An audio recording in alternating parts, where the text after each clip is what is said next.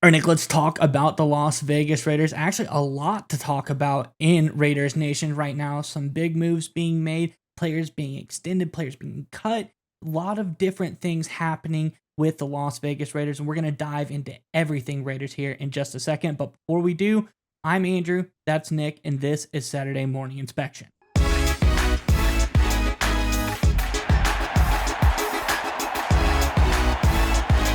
All right, Nick, as I alluded to, a lot going on with the Las Vegas Raiders right now. Let's just dive straight on into it, and then we have a bunch to talk about on the other side.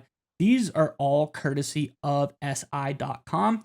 First being, is reported Wednesday by senior NFL insider Ian Rappaport that the Silver and Black were signing former Cincinnati Bengals offensive lineman Alex Kappa. Says the Raiders are jumping into free agency early, signing former Bengals O-line Alex Kappa. Sources say some O-line depth. Again, this is from Rappaport on X. Secondly, it says, on Wednesday, NFL insider Tom Pelissero reported that the Las Vegas Raiders informed Minshew they will release him with the new league year that begins on March 12th. Another interesting update, and finally, I think the most important one, the thing that Raiders fans have been looking for a resolution on, is per ESPN insider Adam Schefter, the Raiders have signed all-pro defensive end Max Crosby to a 3-year extension worth $106.5 million, including $91.5 million guaranteed, making him the highest paid non-quarterback in NFL history.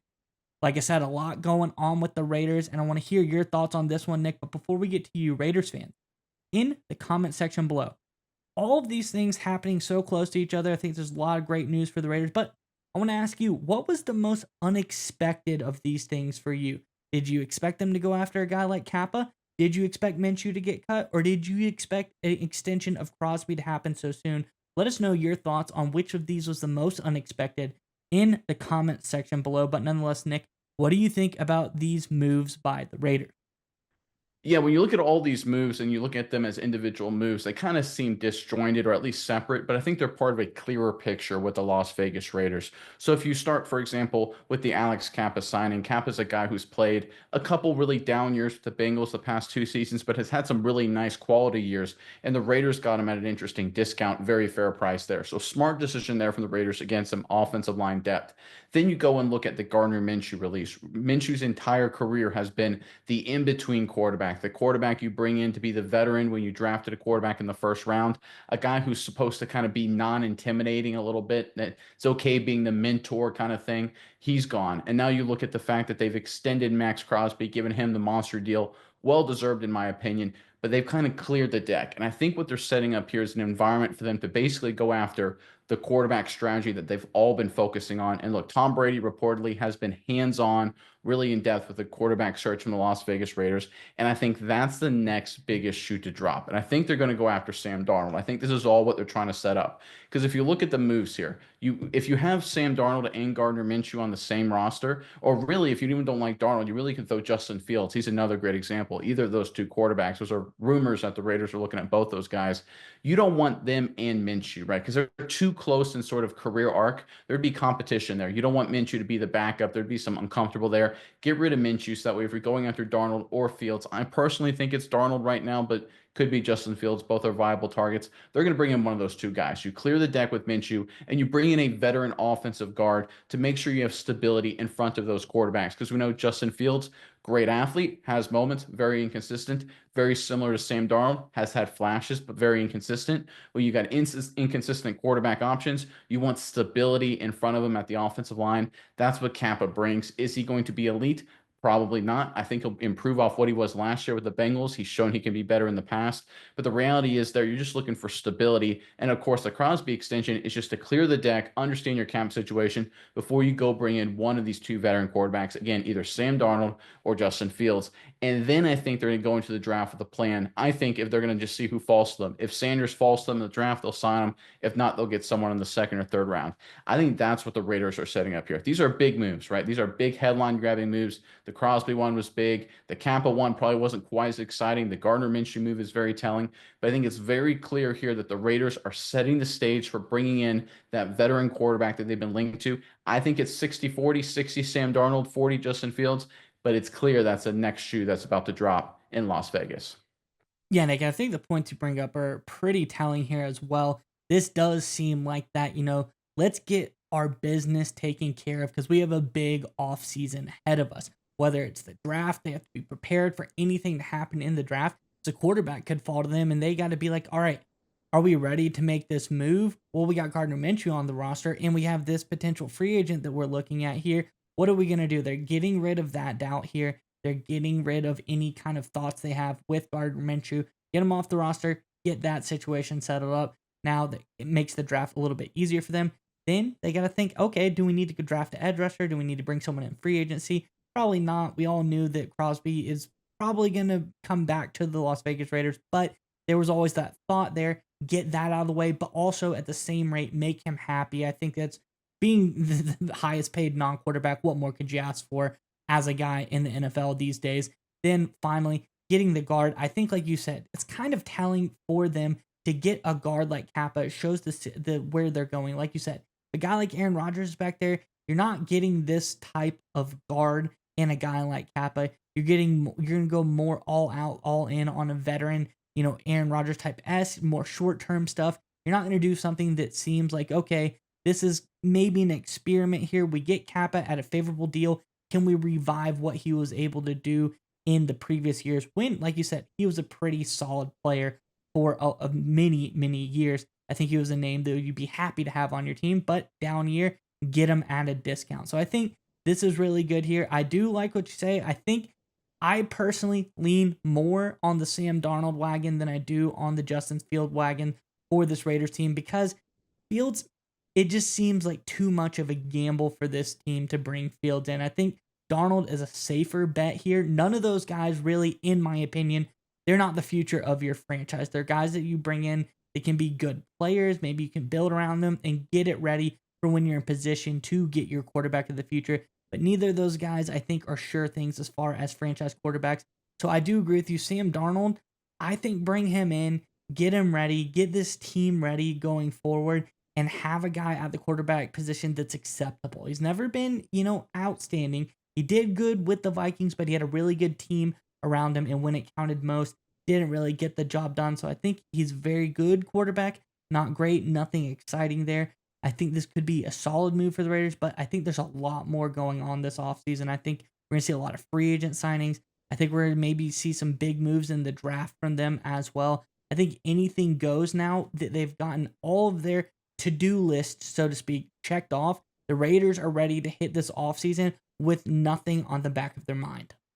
Yeah, especially when you understand that the Raiders had, I think, $90 billion plus cap space going into these moves. And you look at the decisions they've made, it was basically like a team that had $0 of cap space, and they had to look for reasons to cut players to free up a little cap space and then get players on the cheap, right? Releasing Gardner Minshew didn't exactly give him a lot of cap space, depending on how they designate him pre-June 1st or post-June 1st. Let's just assume pre-June 1st.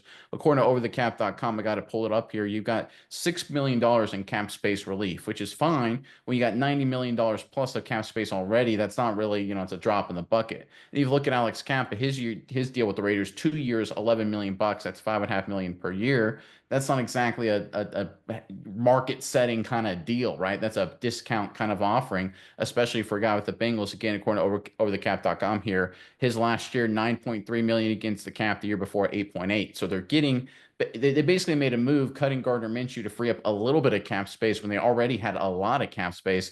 And then they used a very cheap approach to try and get, I don't want to say cheap, a discount approach to get a guard here at a position that wasn't critical need, but they did need some depth there. So it's sort of like the Raiders when you look at it at first glance. You're like, why are they bargain shopping? Why are they trying to free up a little cap space? They already had 90 million plus. It's because exactly like you said, they want to go into the meat of the offseason, which of course is the start of the new league year and then the draft following it with all the boxes checked. Okay, depth, offensive line, check. All right, veteran quarterback that could be a distraction to our long-term quarterback plans, get him out of here, check.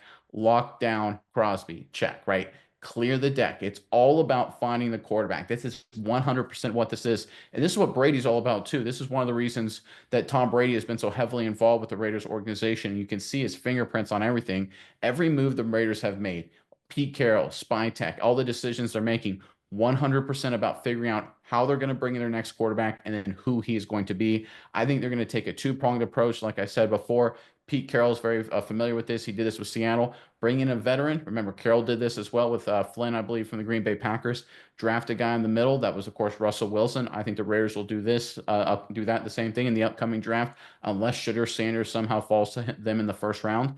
I think this is the approach the Raiders are going to take. It's all about clearing the deck. One of the things that people forget about is that as much as we think these NFL teams having limitless resources, they really don't, right? Time is a constraint on all of us. There's only so many hours in the day. And if you have, let's say in the middle of April or it's in the draft and draft prep season, and you're fully still trying to figure out how you're going to lock down Crosby or what you're going to do with Gardner Minshew, that's time and resources taken away from evaluating the quarterback position or signing Sam Darnold or signing Justin Fields if you want to go that route.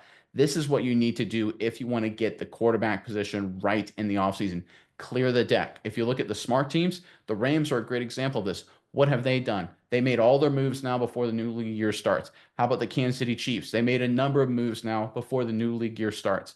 The smart teams clear the deck. They don't leave anything up to chance for when the new league year and free agency starts. And that's exactly what the Raiders have done here. And I tell you what, it makes me excited for the future of the Raiders because this is a good organizational approach. Now, it's no guarantee they'll get it right, right? There's a lot of things that could happen. But when you take the right approach and the right strategy, eventually you'll be successful. And Miles, I want to throw this over to you as kind of a final question. If you look at the Raiders and you look at their quarterback position going forward, let's say they get Sam Darnold. Do you think they should, if Shedeur Sanders is available to him, do you think they should pick him in the first round? Now, let's say they've already got Darnold or Fields, or do you think they should pick another position of need and see what falls to them in the second or third round? I've gone back and forth with this. I've thought about it a couple of times, and the way things are playing out now, and it could change closer to draft time, I almost think, maybe they shouldn't go after Shador Sanders. I think maybe if he falls to you at that point, I would almost consider trading back at this point. If he's able to be available at that spot, I think trading back for the Raiders doesn't sound like a half bad idea. And, he could even fall back further than that as well. But also, getting best player available at that position, you can really get a franchise changing player this high in the draft at that draft spot. The thing about Shador Sanders is we don't know. And if the Raiders pick him, I think it's very telling that they did know. Is he tanking his draft stuff like people are saying? Are there things that he's doing, trying to control where he goes, falls where he wants to in the draft? Or is he just falling? Because we've seen guys very hyped coming to drafts. I think Sam Howell, at one point in time, in the beginning of his draft cycle, Sam Howell was like the number one must not, miss kind of quarterback. And then he fell off a cliff. Everybody, like, he got passed up completely. So I think that at this point in time, if I'm the Raiders, not knowing if they know what the deal is with Sanders or not, I kind of would shy away from getting Sanders at this point. Yeah, and if you look at Spy Tech, and really if you look at every member of this leadership group, let's start with Brady. He was a sixth-round pick, of course, right? Famously. You look at Pete Carroll, like I already mentioned, right? His guy was Russell Wilson, third-round pick. If you look at Spy Tech, and I pulled up his resume here, it's very interesting. He joined the Tampa Bay Buccaneers in 2016. That's a year after they got Winston, obviously top two in the NFL draft, in the 2015 NFL draft. Since then, the Buccaneers have really just stayed away from drafting quarterbacks aggressively like that. Of course, they got Tom Brady. They drafted Kyle Trask, excuse me, out of Florida. I think he was like a third round pick, something like that. Now, of course, Baker Mayfield. So you can maybe see what's going to happen here behind the scenes where Tom Brady says you don't need a first round pick. You got a quarterback, or at least a top five kind of pick, top 10 kind of pick at quarterback.